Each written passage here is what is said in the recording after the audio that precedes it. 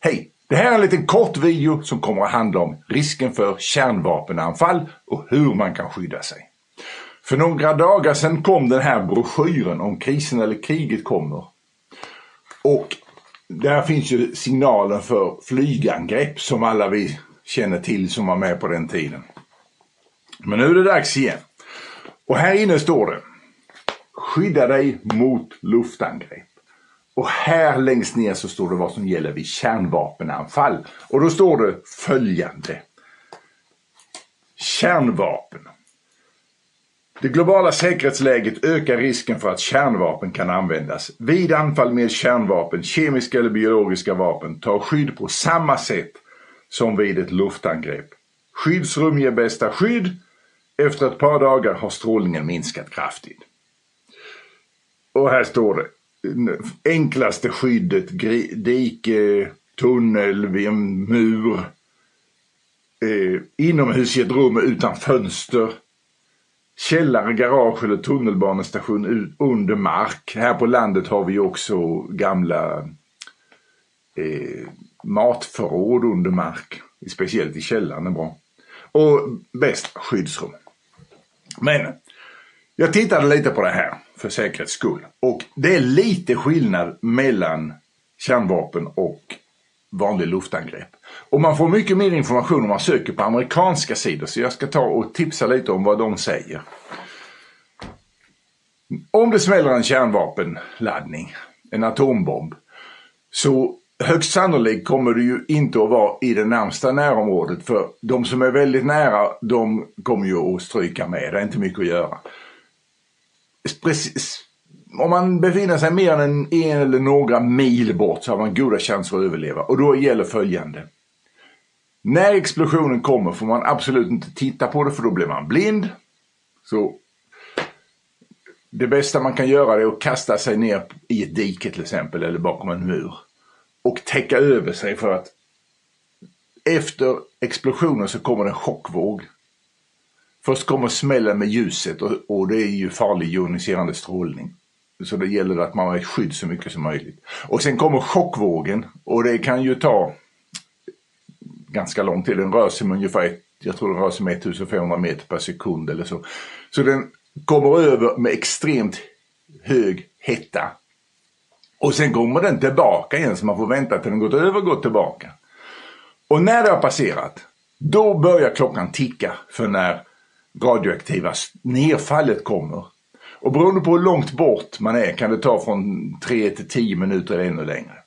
Och det radioaktiva nedfallet börjar med de större partiklarna. Om bomben smäller nära marken så åker en massa sand och sånt upp som blir radioaktiva. Så det börjar med lite synliga partiklar för de som har bra syn. Inte damm. Och det är en skillnad mot biologiska och kemiska vapen. För när det gäller dem, då gäller det att komma in i ett hermetiskt slutet utrymme så fort som möjligt. Men när det gäller kärnvapen, då kommer det alltså börja regna sand ungefär från himlen, som blir ett vulkaniskt utbrott som det regnar aska, tefra. Och då kan man tänka på följande sätt: man ska inte vara i närheten av där de ackumuleras. För strålningen skickas ut från de ackumulerade partiklarna. Så är man som jag nu nära under taket här, och taket är så plant så att det ackumuleras, då kommer det ju stråla därifrån. Hade det nu varit glaserat tegel så skulle det bara åkt av, eller blank aluminium eller något. Men är det ett tak där det ackumuleras partiklar ska man inte vara nära taket. Och sen ackumuleras det på marken runt huset, vilket betyder att du ska inte vara nära väggen i markplan. Men är det ett höghus, ja då är det ju långt både från taket och marken. Då är du ganska säker i centrum på höghuset.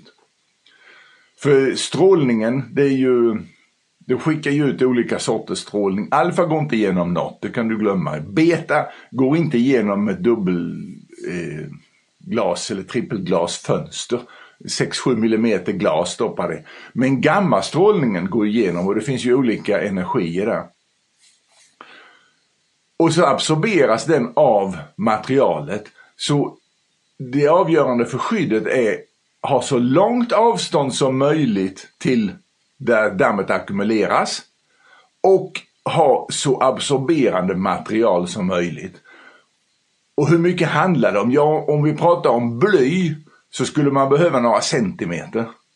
Stål, kanske en decimeter. Och betong, kanske en halvmeter, en meter. Och jord och sand. Så är man mer än 1 meter under mark i en jordkällare, ja, då ger det ganska bra skydd. Men det ligger ju direkt ovanpå jordkällaren. Så har du ett hus ovanpå jordkällaren, ja, då är det jättebra skydd. Helt perfekt skydd. Så kommer då de här stora partiklarna att ramla ner och de kommer att stråla. Och strålningen ökar inom ett antal timmar. Och sen börjar det avta. För den här strålningen, det omvandlas ju i den här radioaktiva kedjan.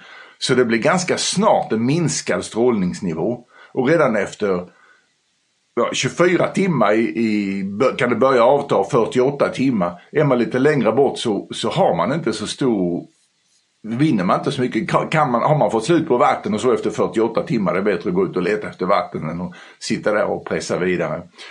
Och när det har gått ett antal dagar, ja då kommer ju det fina stoftet också ner och det har ju lite större möjlighet att penetrera. Så vill man evakuera så ska man inte göra det omedelbart, utan man ska ta skydd, hålla sig skydd 1 eller 2 dagar, kanske lite mer. Och sen vid behov evakuera, därför att då har det ju här dammet lagt sig överallt på marken. Då kan man evakuera. Det är processen. Men det finns en sak. Man ska lyssna på radio för att veta vad strålningsrisken är och när den avtar, säger de. Men det finns ju en annan plan. De har ju inte så många som mäter. Men vet ni vad? Jag köpte en sån här nu. Strålningsmätare, en dosimeter. Nuclear Radiation Dosimeter. Den kostar inte mycket. Och jag tror jag betalade 700 kronor ungefär. Nu ska vi öppna den och titta. Här ska vi se. Här kommer en manual på kinesiska.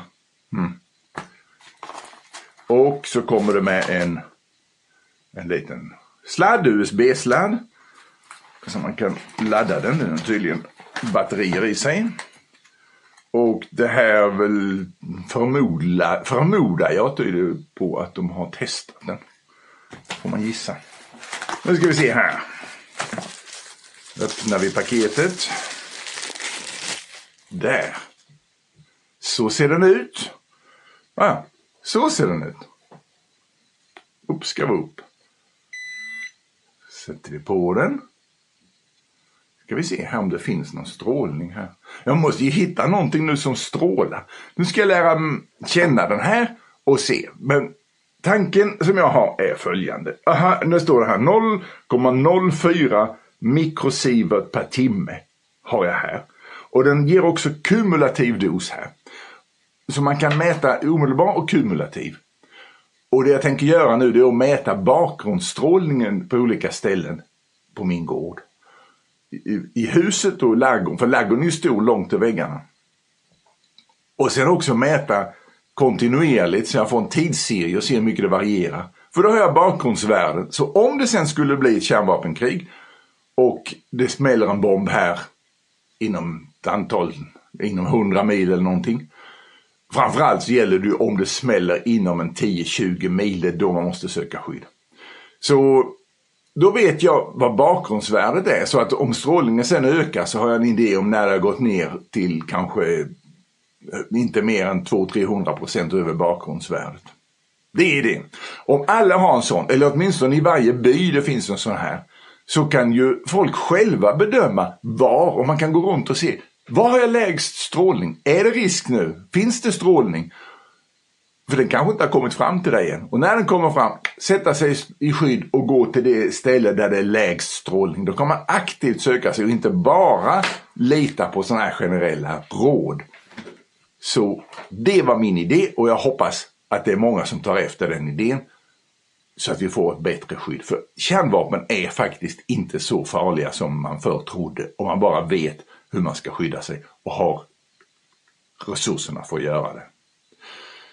Här gäller det att den goda sidan segrar. Och som Winston Churchill sa, det enda vi har att frukta är fruktan själv.